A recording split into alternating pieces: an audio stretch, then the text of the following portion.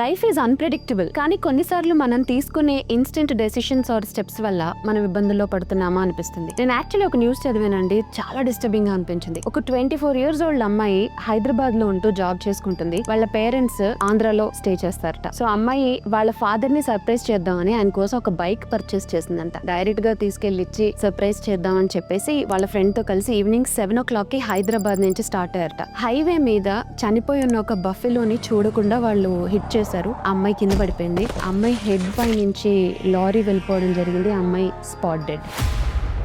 తన ఫ్రెండ్ అబ్బాయికి కూడా దెబ్బలు తగిలాయట. సో చూడండి, ఆ అమ్మాయి సర్ప్రైజ్ చేద్దాం వాళ్ళ పేరెంట్స్ అనుకుంది, కానీ తీరని శోకాన్ని మిగిల్చింది. ఆ అమ్మాయి వాళ్ళ ఫాదర్ ని సర్ప్రైజ్ చేయాలి అనుకోవడంలో మంచి విషయం ఉంది, కానీ అలా నైట్ జర్నీ చేయాలి అనుకోవడం రైట్ స్టెప్ కాదేమో. అందుకే పెద్దవాళ్ళు అంటుంటారు, ఏదైనా ఒక పని చేసే ముందు 1-2 సార్లు ఆలోచించి స్టెప్ వేయాలి అని. సో అలా కాకుండా తను వేరేలా ప్లాన్ చేసుంటే వాళ్ళ ఫాదర్ హ్యాపీ, తను కూడా హ్యాపీ ఉండేది. ఇప్పుడు అంత బాగుండేది యాక్చువల్లీ. బట్ ఎనీవేస్, ఏదైనా సరే ఇట్లాంటి సిచ్యువేషన్స్ మళ్ళీ మళ్ళీ మనకి రిమైండ్ చేస్తూనే ఉంటాయి.